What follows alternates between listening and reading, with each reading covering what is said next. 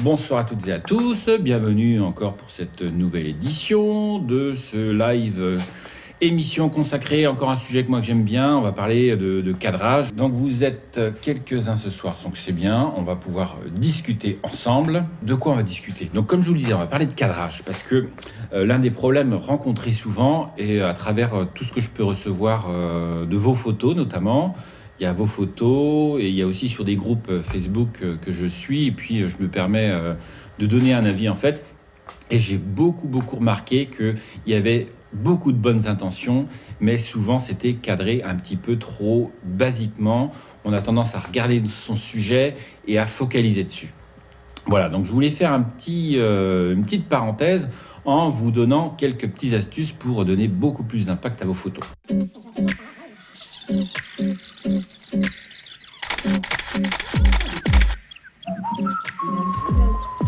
Donc, comme je vous le disais, on va parler de cadrage. Et notamment avec une notion que j'aime beaucoup, c'est... je ne vais pas vous dire ça tout de suite. Non, je ne vais pas vous dire ça tout de suite. Je vais garder un petit peu de mystère. Mais il y a beaucoup de façons de cadrer. Donc, ça fait partie aussi de la composition. La composition, on en a déjà parlé dans quelques émissions. Il y a beaucoup de choses à prendre en compte. Et notamment...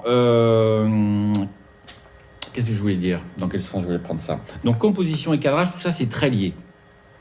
Et il y a une notion très importante que moi, j'aime aborder, c'est la notion de espace positif, espace négatif. Et donc, c'est ce dont on va parler aujourd'hui. L'art du cadrage. Donc, c'est une notion, je dirais, assez complexe, oui et non. Ça demande de la pratique, parce que c'est pas forcément évident. Vous savez bien que quand on fait une photo, il y a plein de choses à penser, plein de choses à connaître entre son appareil photo et tous les autres facteurs. Avec notamment, justement, tous les problèmes qu'on a à résoudre, c'est quoi? Pour réussir une photo, c'est la composer, c'est réfléchir à une multitude d'éléments qui vont contribuer à son impact. Et donc, on a un tas de choix à faire à chaque fois. En premier lieu, il y a toujours le choix du sujet. Donc ça, j'en ai longuement parlé aussi les fois précédentes. On a tous les choix d'objectifs, de focale, le point de vue, comment se placer. Ça, c'est très important. J'ai vu quelques cas où la notion de point de vue était quand même super importante. C'est qu'il y avait des bonnes choses, notamment avec du portrait. Il y avait une jolie lumière. C'était le portrait d'un enfant. Il y avait une jolie lumière venant de la fenêtre. Sauf que là, le point de vue était finalement, la personne ne s'est pas mis au niveau des yeux, si bien qu'on a une plongée comme ça et l'arrière-plan devient pas très joli et du coup, le visage n'est pas très mis en valeur. Donc le point de vue, c'est très important, se poser la question où se situer. Après, on va avoir des questionnements à propos techniques, toujours pareil, à propos de la profondeur de champ, du cadrage, de la composition. Et ensuite, qu'est-ce qu'on peut faire de tout ça, de cette image, avec le labo numérique, le type de traitement, et trouver son identité, justement. Est-ce qu'on la met en noir et blanc, en couleur? Quel traitement couleur on va pouvoir faire? Et il va falloir résoudre tous les problèmes liés à la photo, à l'instant T. Donc les problèmes de lumière. Alors ça, je vois beaucoup de problèmes liés aux problèmes de lumière, notamment avec le soleil, les photos en plein soleil. C'est souvent surexposé, c'est souvent une lumière très dure. Donc choisir son moment, ça c'est essentiel. Quel type de matériel? On va être contraint des fois avec son objectif, avec une ouverture qui va être maximale. Par exemple, sur celui-là, on va ouvrir maximum à 3,5, 5,6. Donc 5,6 à 135 et 3,5 à 18 mm. Donc plein de choses comme ça, des problèmes de stabilité. Si on a des vitesses lentes, est-ce que il y a du vent, est-ce que si on zoome fort, il va falloir être encore plus stable, les risques de flou de mouvement, les risques de flou de bouger. Vous vous rendez compte qu'il y a à chaque fois une multitude de choses à régler et pour être réactif, pour saisir l'instant, pour réussir sa photo, il va falloir les résoudre un par un et ensuite faire des choix. Et donc, on va parler du cadrage pour ce premier choix. Pour ce premier élément, il y en a beaucoup. Donc, au fur et à mesure des émissions en live, on essaye en tout cas, j'essaye de vous les traiter petit à petit. Et donc, de l'espace négatif. Alors, qu'est-ce que c'est que cette chose-là, à votre avis, l'espace négatif? Alors, l'espace négatif, je vais prendre un exemple sur cette photo. La photo, de cette mariée. Donc ça, c'est un mariage que j'ai fait l'année dernière, où justement, on voit très nettement l'espace positif. C'est tout ce qui va concerner le sujet de la photo. Donc le sujet de la photo, c'est vraiment ici la mariée, on peut la voir ici. Et donc ça, c'est tout ce qu'on va considérer comme l'espace positif. Et l'espace négatif, eh ben, c'est tout simplement tout ce qu'il y a autour. Voilà. Tout le négatif du positif, hein, tout simplement. Et on va pouvoir jouer avec justement cette notion-là. Voilà, l'espace positif, l'espace négatif.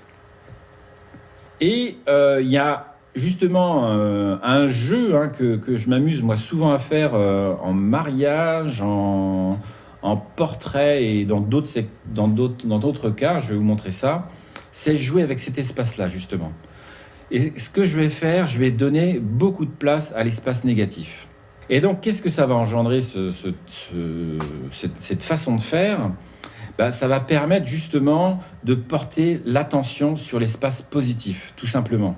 Ça a l'air simple comme ça a l'air évident, mais quand on n'y pense pas, et ben, quand on n'a jamais vu ça ou quand on ne pratique pas, et ça permet aussi, ça permet de porter l'attention sur l'espace positif et permet d'apporter des éléments de lecture pour comprendre le contexte. Tout simplement, le fait de mettre en opposition votre sujet face à quelque chose de grand, ça va vous permettre de raconter beaucoup plus l'histoire du sujet, tout simplement. Quand vous êtes dans un paysage, qu'on voit un tout petit élément et un grand élément à côté, tout autour, ça va permettre de donner beaucoup de volume, beaucoup d'espace et donner une notion poétique le genre un bateau sur l'eau qui se perd dans l'immensité, etc., etc. Là, la mariée, ça pourrait susciter, alors je vais vous la remettre si vous voulez, mais de l'inquiétude, un peu de solitude, un peu de surprise aussi. Et donc c'est cadré exprès de façon très tranchée finalement. Elle est vraiment dans son coin. Mais là, on peut comprendre justement à travers sa position finalement et l'air qu'elle peut avoir justement un peu d'inquiétude, un peu de tension. Et on peut aisément deviner dans quel contexte elle se situe. Voilà, donc moi j'aime beaucoup utiliser ça. On va voir d'autres exemples. Un autre cas concret avec une photo de concert. Donc pareil, hein, moi ce que je vois souvent, ce sont, quand vous montrez vos photos, je vois souvent le sujet qui est cadré plein pot. Donc genre un petit peu comme ça, là. Je vais me décaler un petit peu pour que je sois bien en face. Et encore là, on voit beaucoup de choses, mais c'est souvent cadré direct. Vous pensez à votre sujet directement et vous oubliez un petit peu tout ce qui se passe autour. Et là, pour ce type de photo, je l'ai cadré exprès, on va dire, en bas à droite. Voilà. Et puis, je laisse tout l'espace ici. Voilà, ça permet vraiment de mettre en relief le fait qu'ils soient vraiment que tous les deux sur scène, qu'ils soient en plus, ils sont très serrés, ils sont assis vraiment très proches l'un de l'autre. Et ça met en valeur justement leur connivence entre eux dans cet espace très grand. Donc j'aime beaucoup, moi, utiliser ce type de cadrage. Donc espace positif, espace négatif, et on voit bien que ça occupe vraiment un tout petit espace. Et donc une des règles de base, c'est que l'espace négatif doit être simple et lisible. Voilà, tout simplement. On voit bien, donc c'est assez facile dans la photo de concert parce que c'est noir tout autour. Il peut y avoir aussi beaucoup d'éclairage, c'est pas forcément évident, mais essayez-le. Ouais, donc l'espace négatif doit être plutôt simple et lisible, avec notamment une photo toute simple. Voilà, on a ici un espace positif, mais qui est tout petit. Voilà, ça détermine le sujet de notre photo. Donc là, du coup, ça devient très graphique. Et on a un énorme espace négatif. Alors, divisé, il est quelque peu divisé, on va dire, puisque il y a la plage et la mer. Voilà, ça crée toujours cette impression un petit peu étrange de solitude, de grands espaces, d'un point.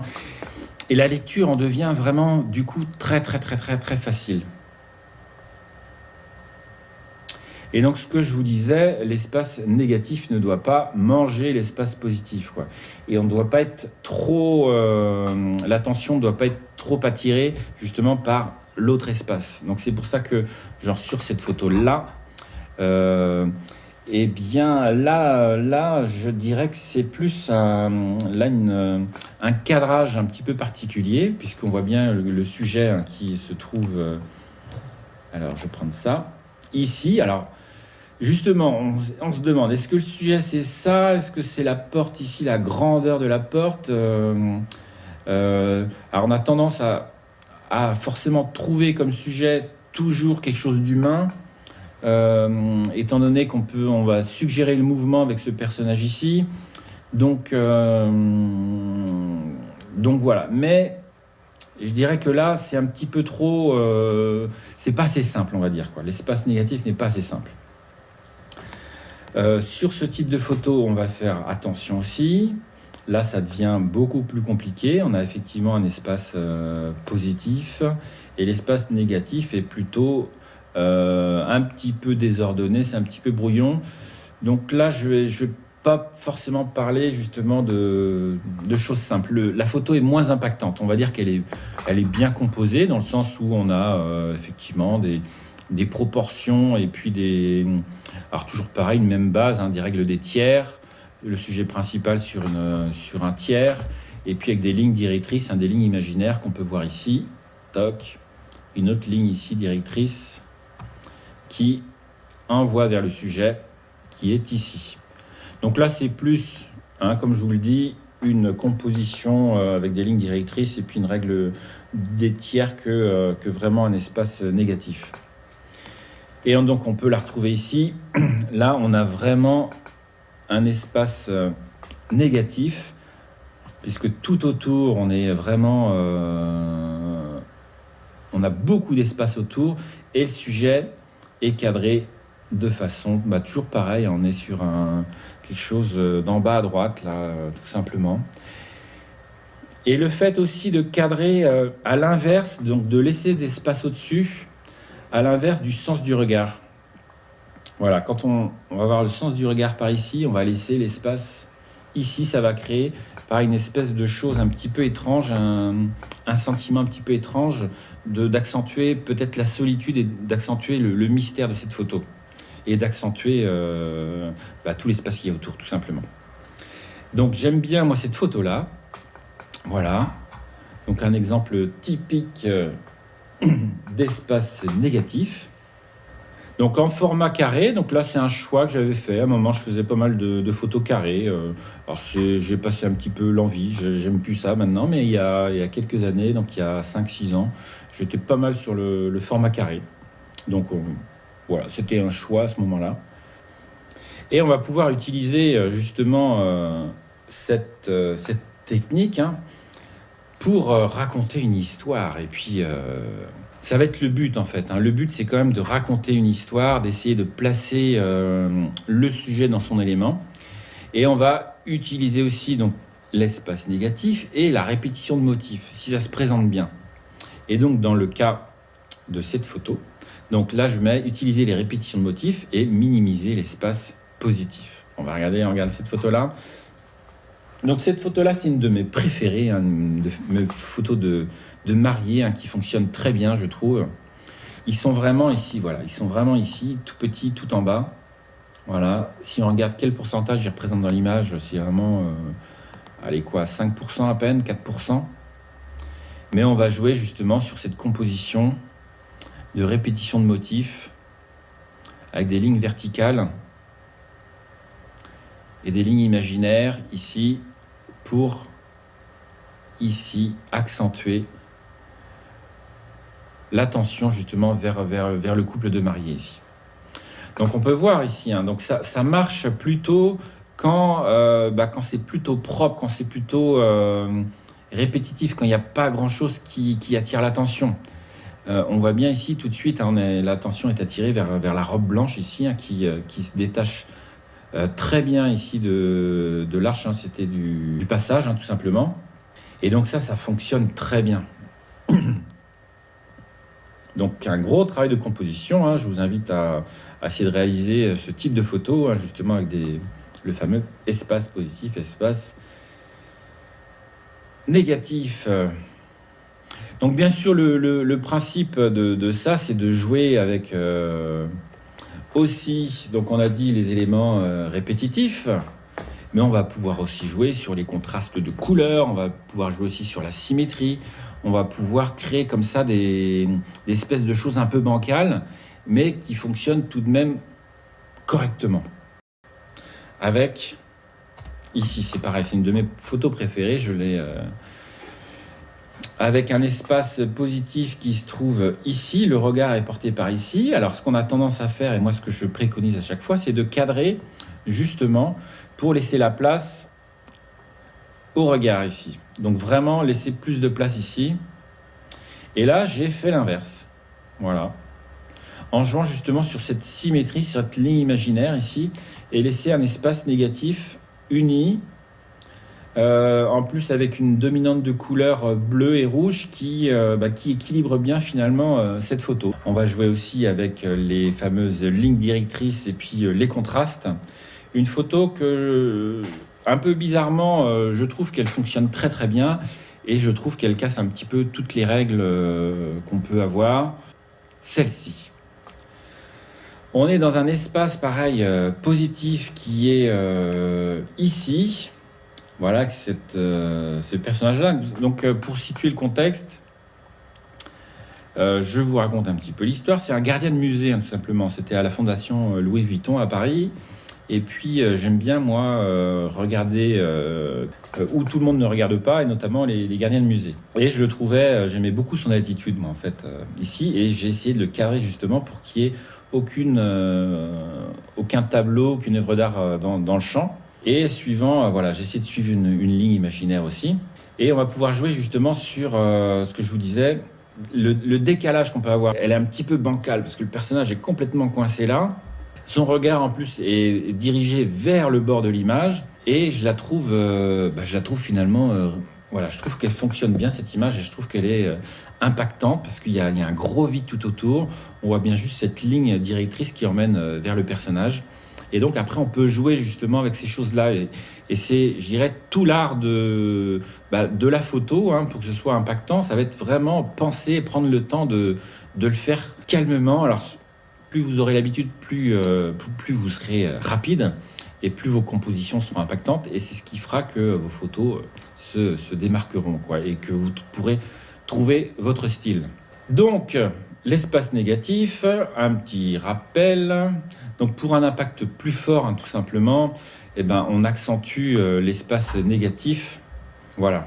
L'accentuer, ça veut dire vraiment le mettre dans un grand espace et accentuer l'espace positif dans un petit espace. Alors c'est pas toujours évident parce que il y a beaucoup de choses souvent quand on a un sujet, beaucoup de choses qui dérangent tout autour, que ce soit en extérieur, en intérieur. Donc là, on a vu avec le viaduc, j'ai réussi à trouver un point de vue. Donc là, c'est le choix du point de vue. Il a fallu que je monte les escaliers, que j'aille faire tout le tour et puis que je me dise, tiens, je me mets là. Bon, j'avais fait du repérage avant. Mais voilà, des fois, faut aller un petit peu plus loin. J'aurais pu très bien rester sur le viaduc. D'ailleurs, j'ai fait des photos sur ce viaduc. Mais je pense que cette photo-là, elle a un impact beaucoup plus fort en allant justement voir de plus loin. Donc, choisir son point de vue, ça, c'est très important. Donc, du coup, choisir sa focale. Parce que là, pour éliminer beaucoup de champs tout autour, il a fallu zoomer. Et donc, régler comme ça des problèmes techniques. Donc choisir un espace négatif uni, hein, c'est ce qu'on a dit. Alors il y a des exemples avec le ciel bleu, la plage, la mer. L'impact est plutôt fort aussi. Donc simple aussi, sombre. Donc choisir un espace négatif plutôt simple. Donc qui peut être sombre, on a vu ça en photo de concert, qui peut être flou en ayant une profondeur de champ super réduite. On va pouvoir flouter beaucoup l'arrière-plan. Et puis cadrer d'une façon un petit peu plus audacieuse. Voilà, faut pas hésiter. À condition de ne couper pas trop les membres, des choses comme ça, quoi. Et après, je dirais qu'il faudrait combiner les techniques de cadrage, hein, la symétrie, la couleur dans l'espace négatif. On peut jouer avec tout ça. Mais gardez déjà cette notion de petit, grand espace. Voilà, cette disproportion qu'on va pouvoir avoir avec le sujet et l'espace tout autour. Parce que je vois beaucoup de photos, tout est cadré plein pot. Et ça manque beaucoup d'histoire à ces photos. Voilà, je vous montre Un autre exemple donc, que j'ai fait en mariage la semaine dernière. Alors elle est peut-être là un petit peu surexposée. Mais là j'ai joué justement avec cet espace qui a tout autour. Voilà, en cadrant exprès vraiment au ras du cou ici. En laissant quand même une petite partie de cou, sinon ça aurait fait un peu peut-être coupé je pense. Voilà, on a vraiment le sujet principal. Donc c'est accentué par la direction des bras qui nous guide un petit peu vers le sujet. Et ce grand espace tout autour ici qu'on peut retrouver. Un autre exemple que je peux vous montrer avec le même mariage. Et donc là, qui est clairement, voilà, pareil, toujours cadré vraiment dans le coin ici. Le sujet, c'est tout ça. On voit ce qui se passe, mais c'est assez suggéré finalement. Je vais jouer avec les lignes bien droites. J'essaie de redresser tout ça, de faire comme il faut. Ici, il y a sa robe qui est attachée ici. Cet espace-là, est-ce qu'il attire l'attention? Ouais, un petit peu, mais je l'ai laissé exprès pour bien montrer que c'est plus sa robe et que c'est pas forcément un rideau. On aurait pu croire que c'est un rideau. Donc ça, ce serait pas forcément très sympa pour la mariée de confondre un rideau avec sa robe. Voilà, je vous en montre une petite dernière avec, pareil, un petit peu dans le même esprit. Donc là, j'ai mis ça sur la gauche, on peut le voir ici. J'ai mis le sujet sur la gauche, avec un petit peu de robe, un bras directeur, qui sert de ligne directrice, et le sujet qui est clairement identifié finalement avec le bouquet de fleurs, et un grand espace tout autour. Donc là, j'ai joué plutôt avec une grande ouverture pour flouter l'arrière-plan, et ce décalage, encore une fois, cette disproportion entre un petit sujet et puis un grand espace vide, je trouve, ajoute de la poésie finalement à cette photo. Voilà, c'est beaucoup plus évocateur, je trouve, ça raconte beaucoup plus une histoire que si j'avais tout simplement cadré la mariée toute seule avec... Voilà, c'est une autre notion. Je pense que ce type de photo-là est complémentaire au récit de l'histoire qu'on peut avoir en cadrant justement la mariée en entier, etc. Bien sûr, j'ai d'autres photos, mais cette photo-là, je trouve qu'elle contribue à aider le récit de l'histoire. Voilà. Alors, le sens de lecture a une importance, oui et non. Alors, nous, dans les pays occidentaux, on a tendance à lire de gauche à droite. Donc, on va tendance souvent à rentrer dans l'image vers en haut à gauche pour suivre notre sens de lecture.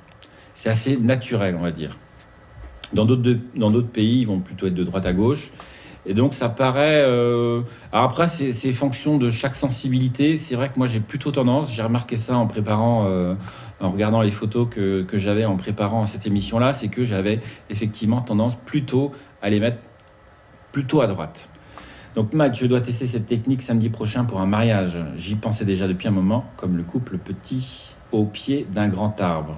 Alors, vaut mieux que ce soit, faut faire attention aussi à ça. On peut jouer effectivement, là ce sera un autre principe de composition, où on va jouer sur le contraste des éléments, ou effectivement petit, grand. Il ne faut pas non plus que l'arbre prenne trop d'importance par rapport au couple. Mais il faut bien choisir son arbre. Voilà, il ne faut pas que l'espace négatif devienne le sujet par rapport à l'espace positif. Donc il va falloir bien jouer sur les proportions, mais je pense que ça peut donner quelque chose de sympa. Dans ce type de composition, il y a une règle pour couper les membres. Faut pas trop les couper les membres, ou en tout cas, faut pas les couper pour qu'on puisse... Alors, c'est pas évident, mais il faut éviter de couper juste au-dessus du membre, en fait, au niveau des articulations. Ça fait un peu amputation, quoi. Ne serait-ce que quand vous avez des doigts aussi qui sont cachés dans une poche ou quelque chose comme ça, voilà, ça fait un peu amputation dans une poche, donc il faut toujours voir quelques doigts. Voilà, si je suis coupé là, vous avez envie de voir la main. Voilà, si je suis coupé comme ça, l'imaginaire a envie de voir la suite, en fait. Si je suis coupé comme ça, c'est moins évident. Voilà, il faut garder comme règle, en fait, éviter de couper aux articulations. Voilà, tout simplement, laisser un petit peu d'espace.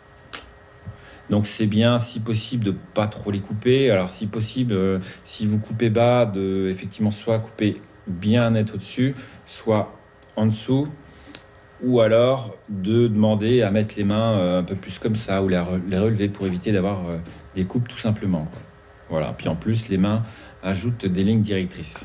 Donc voilà ce qu'on pouvait dire sur... voilà, je voulais aborder juste ce point-là, je voulais pas trop détailler sur sur d'autres points. Donc vous pouvez vous amuser à tester justement cet espace positif et espace négatif avec les petites choses que je vous ai rappelées. Voilà, donc je vous remercie en tout cas pour encore une fois avoir été présent. Et puis je vous dis merci beaucoup, ciao.